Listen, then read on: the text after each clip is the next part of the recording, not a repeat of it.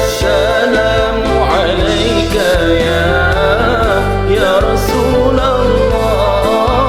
Assalamu alayka ya habibi ya Nabi Allah.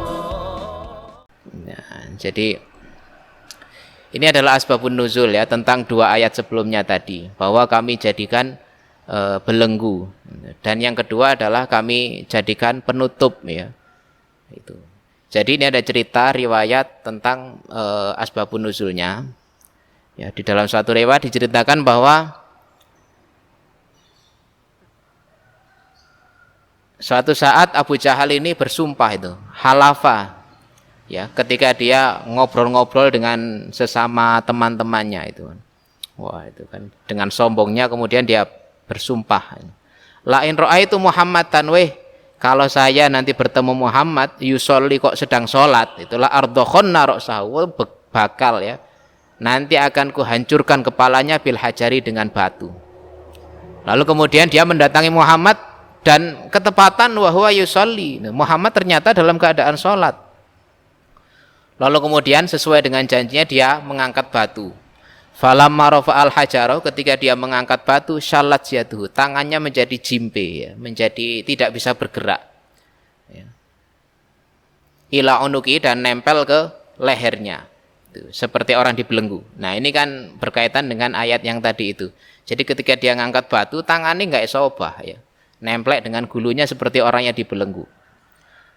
Nah, dan batunya kelet di tangannya, itu tidak bisa dilemparkan ya. Sehingga ini keadaannya seperti orang yang dibelenggu, sehingga turunlah ayat yang tadi itu, inna ja'alna fi a'naqim aghlalan fahiya ilal adqani fahum muqammahun.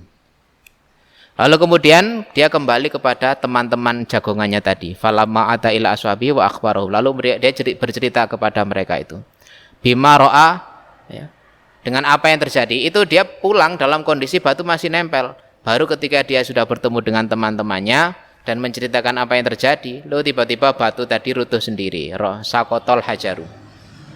Lalu kemudian faqala rajulun, ya salah satu dari temannya itu kemudian ya dari min Bani Makhzum, ya, ana aqtulu, wis ini biar saya saja yang membunuh Muhammad bihadzal hajari, dengan batu ini.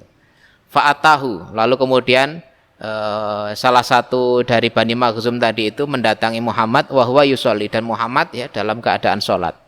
Fa'arada ayyarmiyahu, maka dia hendak untuk melempar Muhammad dengan batu tadi, bil hajari.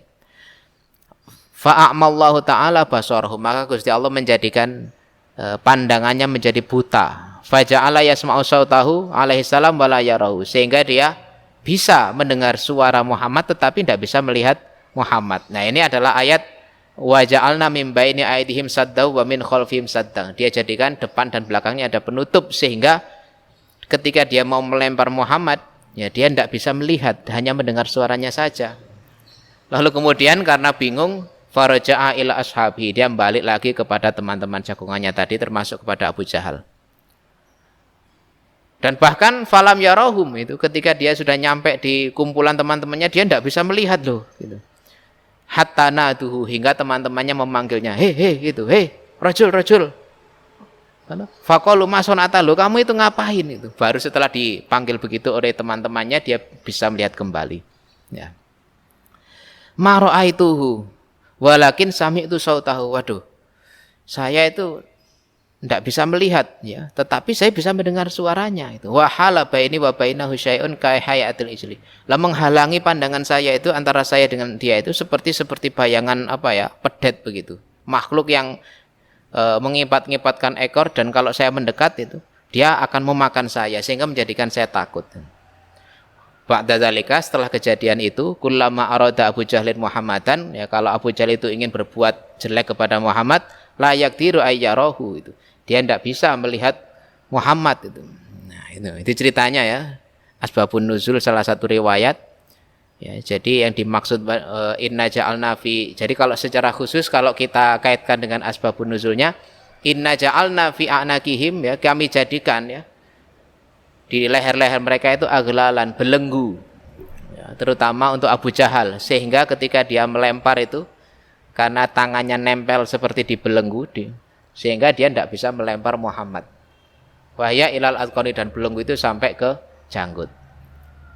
Itu kalau secara khusus tentang Abu Jahal. Kalau diartikan secara umum ya, karena umumnya lafadz itu, ini diibaratkan seperti orangnya sombong sehingga tidak mau menerima dakwahnya Muhammad.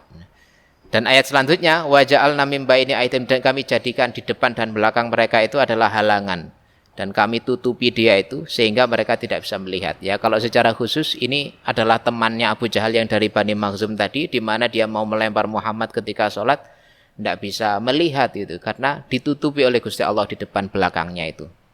Nah, kalau secara umum ya sama seperti tadi itu kan. Orang yang sudah sombong itu kan ditutupi sehingga dia tidak mampu melihat sesuatu secara objektif, sehingga dia tidak mampu melihat kebenaran. Nah, jadi pesan moral ya. Itu tadi adalah ayat asbabun nuzul. Pesan moralnya bagi kita, ini di luar apa yang dibahas di kitab. Kebanyakan ya sifat kalau sombong itu ya seperti itu ya. Jadi kalau kita mendahulukan egoisme, kemudian kita menjadi tertutup ya, mendengarkan sesuatu yang baik itu akan menjadi sulit ya, karena kita sudah terkadung merasa diri kita lebih baik daripada orang lain. Jadi takabur itu kan maknanya merasa kita lebih baik dari orang lain, sehingga kalau ada orang yang kita lihat, kita nilai dia ada di bawah kita, terus dia ngomong baik, nah kita kan tidak serta-merta menerima karena rasa tinggi hati kita itu. Itu adalah pelajaran moral yang bisa kita ambil. Saya kira cukup ya untuk selanjutnya, ini masih belum pada tafsir ayat, tetapi ada ya asbabun nuzul atau riwayat yang kedua, nazalat hazil ayatu fi ta'ifatin min Quraisyin wa dzalika anna nabiyya alaihi salam ma ashabihi kanu jalisina. Ini aja juga satu cerita versi yang lain daripada versi Abu Jahal tadi. Kita bahas di pertemuan selanjutnya. Untuk pertemuan kali ini kita cukupkan. Apabila ada kekurangan, mohon maaf sebesar-besarnya. Wallahul muwaffiq ila aqwamit thoriq. Assalamualaikum warahmatullahi wabarakatuh.